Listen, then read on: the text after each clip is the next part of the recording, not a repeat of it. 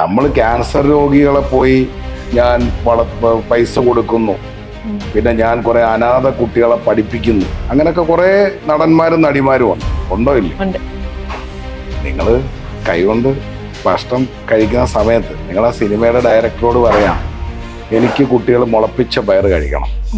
അപ്പൊ ഇന്നത്തെ എൻ്റെ ഷോട്ടിൽ ഒരു മുളപ്പിച്ച പയറും ഒരു പുട്ടും ഒരു പൊടിക്ക് ശർക്കരപ്പൊടിയും ഒരു കട്ടൻ കാപ്പിയും ഒരു പപ്പടവും വെച്ചാൽ നെയ്യ് ഒഴിച്ച് ഞാനിത് കഴിക്കും. അപ്പൊ ഈ ഒരു ഷോട്ട് ഇറങ്ങിയെന്ന് വെച്ചു, ഇപ്പോൾ ഫോർ എക്സാമ്പിൾ ഇവിടുത്തെ ഒരു സൂപ്പർ സ്റ്റാറോ റൈസിങ് സ്റ്റാറോ ഡാർലിംഗ് സ്റ്റാറോ ഏത് സ്റ്റാറോ ആവട്ടെ, അയാൾ ഇത് പ്രൊമോട്ട് ചെയ്താൽ കേരളം ഏറ്റെടുക്കത്തില്ല. കുളത്തിൽ നിന്ന് വെള്ളം മുക്കി റം അടിക്കുന്ന വിസ്കി അടിക്കുന്ന ഷോട്ട് ഉണ്ടായിരുന്നു.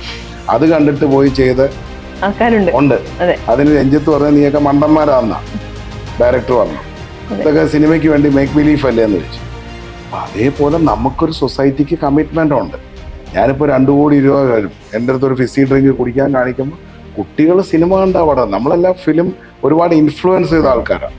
അപ്പം ഞാൻ വീണ്ടും ചോദിച്ച ചോദ്യത്തിന്, ഈ കുട്ടികൾക്ക് ബിരിയാണിയാണ് റിച്ച് ഫുഡെന്ന് പഠിപ്പിച്ചത് ആരാണ്?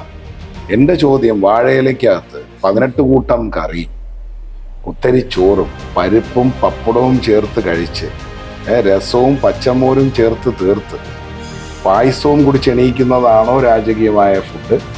അതോ ഒരു കോഴി മസാല ഇട്ടിട്ട് കുറച്ച് ചോറിനകത്ത് വെച്ച് ദമ്മിട്ട് ബിരിയാണി എന്ന് വിളിച്ച് തരുന്നതാണോ റോയൽ ഫുഡ്? ചിന്തിച്ചു നോക്കണം, വർക്കൗട്ട് ചെയ്യണം.